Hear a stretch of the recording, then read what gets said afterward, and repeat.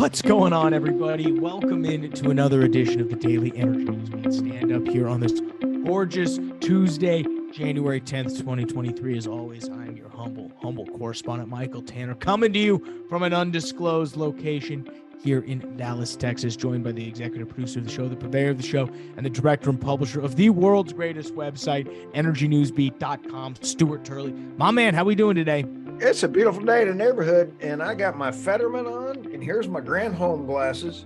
For the podcasters listening at home, I got some Granholm. So actually, I am honoring, let's see, it'd be Granholm and Fetterman, so it's a Fetterholm. If those two people were playing Family Feud, I would bet the house on the other family. I would bet the house on the other family. That's all I'll say. Stu, I'd have to say we were recording this at 6:11 on the 9th. So the night before, we're about to sit down and watch Georgia TCU. By the time people hear this, they'll know if our predictions are right or wrong. Who do you got tonight? I just have to root for Big 12. Whether or not they are picked or not, I'm rooting for TCU. My heart's going for TCU, but my brain says it's probably going to be Georgia, and it may not be close. So we'll see if that comes through. But besides that, guys, we have a great show for you lined up. Stu's got a lot of great articles. First, we're going to talk and read from one of our favorite authors, David Blackman, who also hosts a podcast called The Energy Question on the Sandstone Media Network, which is also what brings you the Energy News Beat podcast. But we'll cover what David's talking about. Monday's energy absurdity, what it takes to, quote, electrify a manufacturing plant with wind will shock you. As you can hear, Stu, I'm sure there'll be some spicy details in there. Next, we'll cover the fate of America's largest lithium mine is in a federal judge hands. That can only be scary. Petrobras joins U.S. initiative focused on reducing methane emissions. For those of you who don't know, Petrobras is the Brazilian national oil company. So looks like they're getting in on the methane reduction game. Sooner or later, they'll be sponsoring the Houston Texans. Next on the list, we have, and this, Stu, this is the worst one. I don't know what we're going to have to do about this one. Safety agency, and let me get the name of the safety agency. The U.S. Consumer Product Safety Commission considers ban on gas stoves amid health fear. We are at peak insanity right now, folks. And that's even before we've gotten over to oil and natural gas prices, which I will cover. Oil spiked briefly up to about $77 off some great China demand numbers, but since fallen, we're currently trading about $74.57. And we spiked up to about $4.10 on Henry Hub natural gas, but have since fallen, currently trading about $3.83. We will get into all of that and a bag of chips, guys. But first, check us out on the world's greatest website, www.energynewsbeat.com. It's where all the articles we're about to cover. You can check out all the links in the link below. Also, check us out, dashboard.energynewsbeat.com.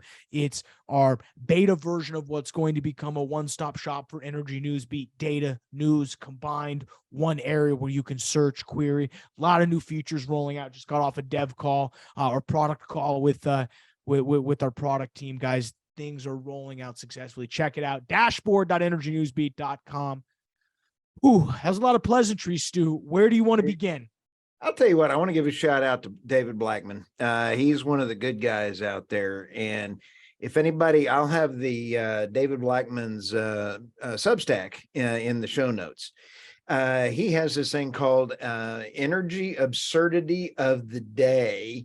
And Michael, I made it once on there, so that's pretty darn cool. I got that going for me. And Monday's energy absurdity, what it takes to electrify a manufacturing plant with wind will shock you. This is one of the best things I've heard in a long time. They are looking at building. This is in Spain. And so in Spain, they're looking at an aluminum factory with a smelter, and they are looking to power it with wind, Michael. Let me read this. This is funny. In order to electrify the one smelter, it consumes 400 megawatts of power in 24 hours per day. it is necessary to build 2 gigawatts of wind energy capacity because the wind only blows part of the time. In other words, you need to build 5 times the plant's energy consumption to hold enough wind and energy capacity to build this isolated need. Currently, they're using nuclear and coal in order to work this plant, Michael. I mean, I love this next line. In other words, you must build 5 times the plant's energy consumption to hope that you have enough wind generation capacity to fill this isolated need. If that wasn't absurd, I don't know what is. Well, here's the funny part, Michael, and that is when you sit back and take a look at smelters, there is not one single smelter in the world that is running off of electricity. You don't make those smelters heat that much. You don't make molten metal unless you're using coke coal. There's just nothing that can get it fired up enough. So you have to use coal. So they've got nuclear, they got coal, and they're using coke coal, which burns cleaner than the other coal. They're already doing the best they can. Yeah, So I mean, I'm sorry.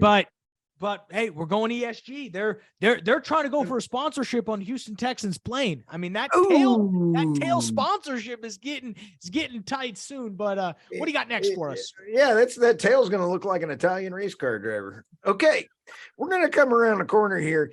This one, you like that one, huh? The fate of America's largest lithium mine is in a federal judge's hand. Okay, here's where I think I get really tickled.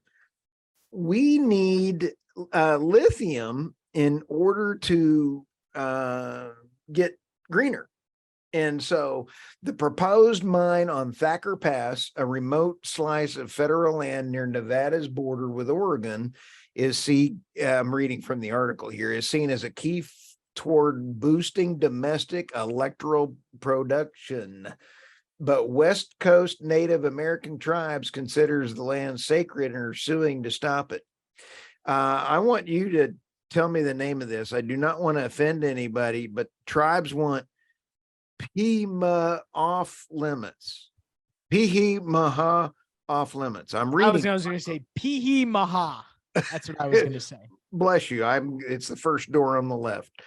So when you come around the corner, Pihi Maha is the Pai word for Thacker Pass area. That's pretty cool. Now, a long time ago, they suffered the same trail of tears here in Nevada when our people were marched up to Yakima in Washington in the snow like we see today. The trail of tears, I don't know that ran through there. I need to do a fact check on that. Yeah, I mean, that was a quote that he just read. I mean, who knows? Here's the thing. You're in a very, it says in this article they were walking around with signs that says mining isn't green. It's not really that green. Have you ever seen an open pit mine? I mean, it's pretty destructive to the land. I mean, now I will say this, the classic mine image that gets circulated on Twitter, you've seen the one, Stu, where it's that big open pit mine. Of course, that's a diamond mine. So let's not we can relax a little bit. But open pit mines are horrible.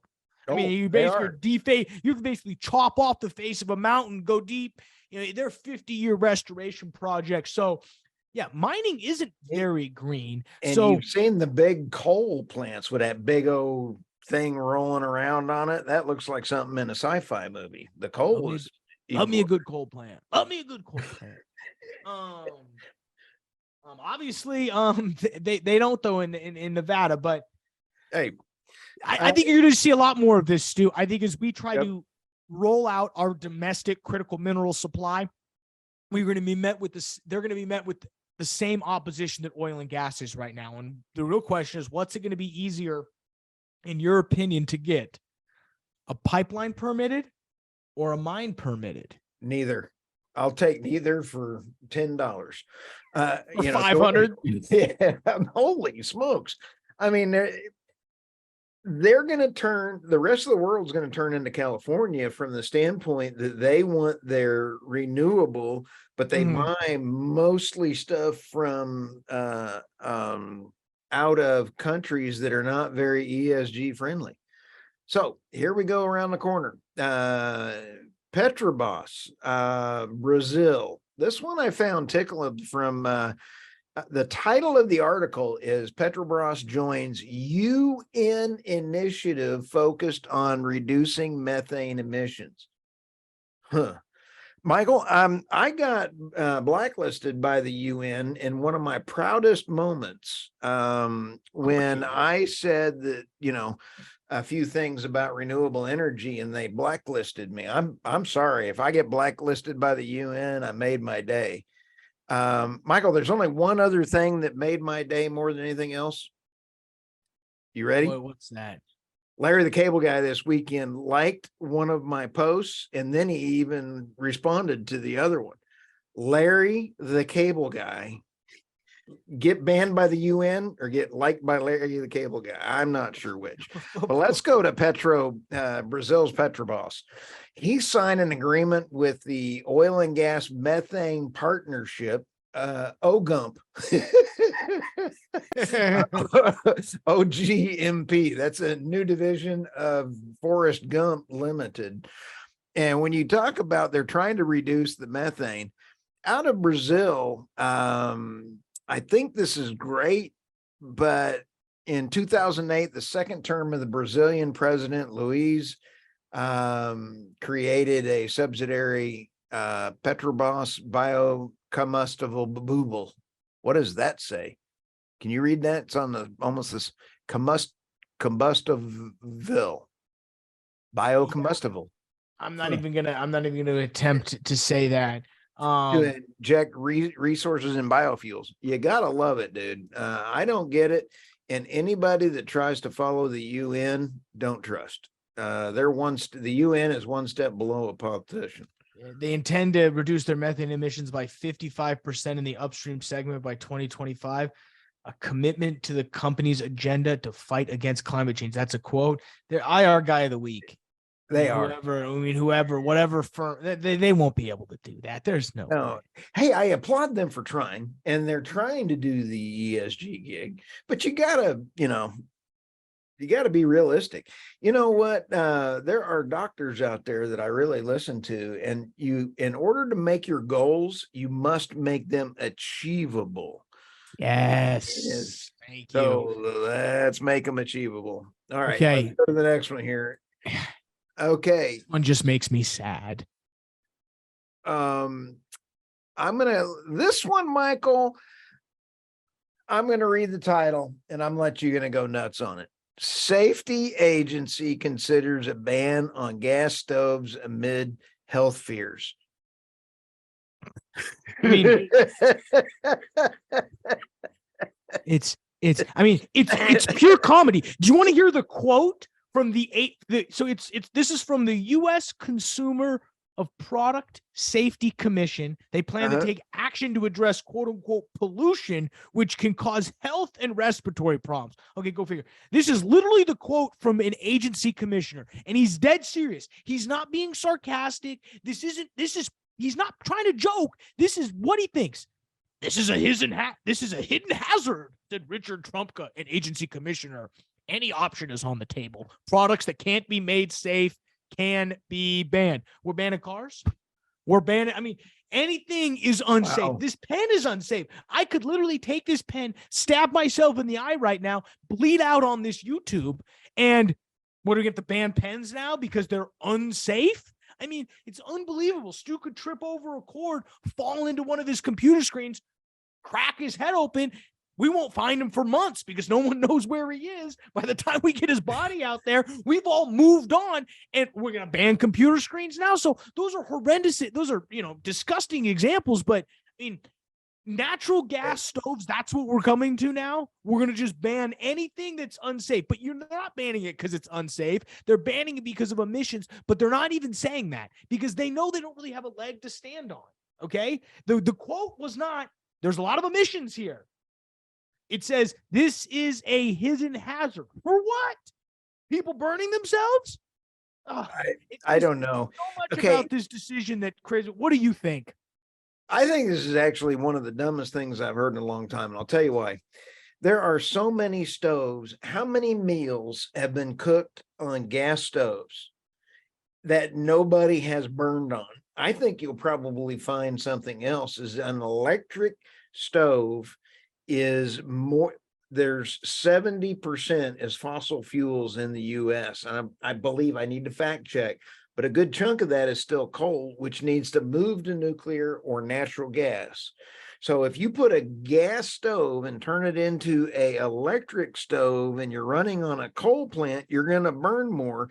And how many people right here, I'm raising my hand for the people on our podcast, how many have burned your hand on that electric skillet, that thing that turns red on that glass? Me, I am not a fan of that technology. I mean, if we're all going to go back to having little coal-fired power plants in our homes where we spend half the day in coal, I'm all for it. Actually, like this, I'm down. I'm down for that. But listen to this. Here's a quote from the article. Okay.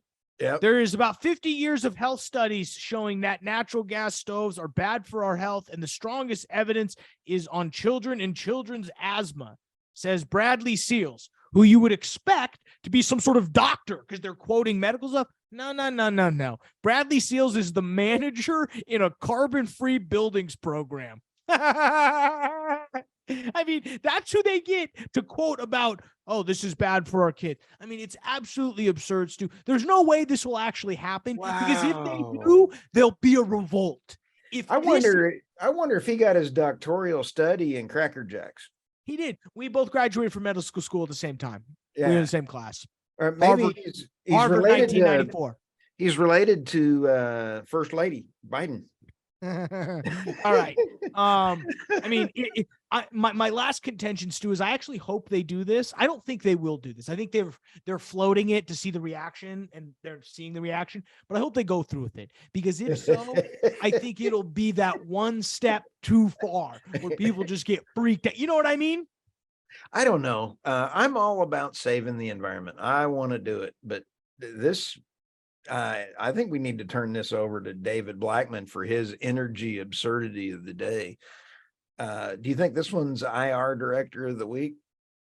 It's only Tuesday. Not quite. I don't think this is. I mean, this is just dumb decision of the week. This is what we're gonna call. We'll put you on the lam. Okay. You know what I mean? You ever been hurt? We used to say this in sports a lot. You get put on the lam. That means it's not your week. We're going to put you on the side. We might have to start a new segment where we put people on the lam. And whoever came up with this idea, what's this guy's name? Richard Trumpka Jr., agency commissioner at the U.S. Consumer Product Safety Commission. Oh, they're going on the lam. Oh, yeah. I mean, that's like trying to go to the Hoopa P National Reserve. What was that? Yeah, whatever. You got anything else, Stu, in news? No, I just going to turn it over to you to finance. I mean, somewhat positive news. We've got SPY trades down about basically even. You're talking about 1/10 of a percentage point. NASDAQ tumble, or actually saw a little bit of the green, up about 0.6 of a percentage point. Crude oil, as we mentioned, traded up all the way to about 77 early at about 6 a.m. About 6 a.m. in the morning. Mainly after some really good overnight Chinese data. Specifically, here's what we've got.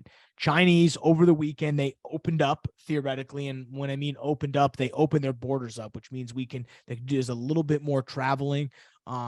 They domestically are predicting about 2 billion trips during this quote unquote lunar season, which is double last year. But again, this is what, at the end of the quote, Beijing says. So, I mean, you put as much faith in I put in much faith in Beijing as, I do my hiring skills. That's not much. I think the other interesting thing is China. They also, Stu, they issued a second batch of 2023 crude oil import quotas, according to sources and documents reviewed by Reuters, as you would call it. That raised their current total by about 20% from the same time last year. So what's interesting is oil's only $74. I mean, this is what everybody was quoting all last week. Was the only reason oil was below 85 was because of China. Now China comes out and opens up, 70% more travel, 20% more oil quota demand, and oil is $74. So explain to me what's going on, Stu. We'll both be smarter. Well, you got the delay. There's a Biden Z delay. Okay. President Z, right? Okay. Everybody doesn't trust him. So they're going to take it and then they're going to divide by 3. And then they're going to make their bets on that. Because so if they're going to open up and they're going to have that much demand, Wall Street's kind of sitting back a little bit and saying, hey, wait a minute, let's kind of defund that back a little bit. So they're hedging their bet against President Z.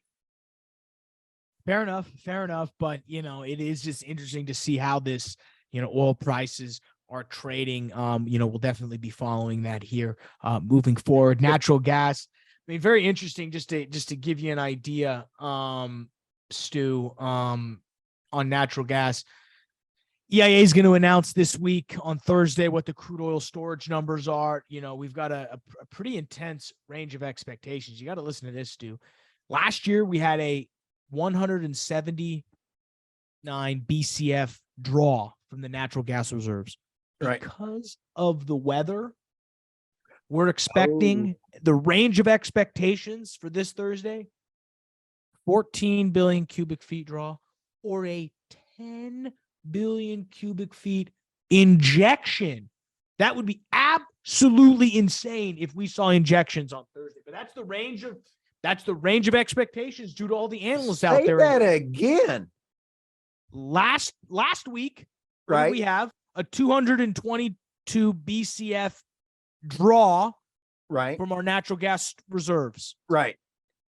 Because of the weather, we've been talking about weather, right, and the impacts that it's had, and blah blah. This week could come out that we injected some.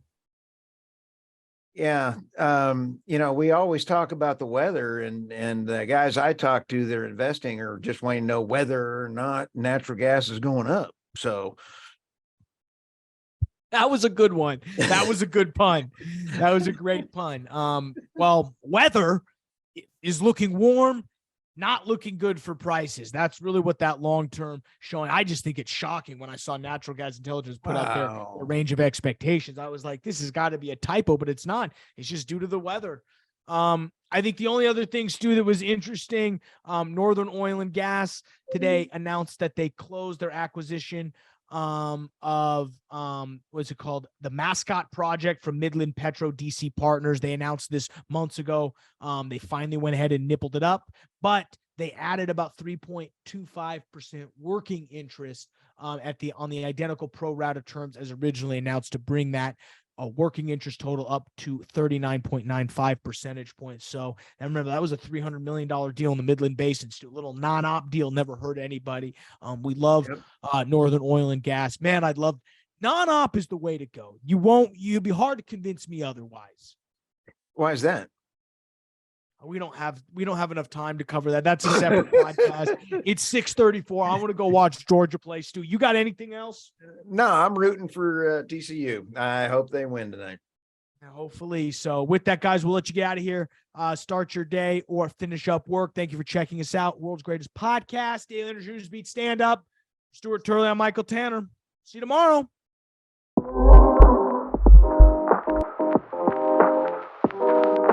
You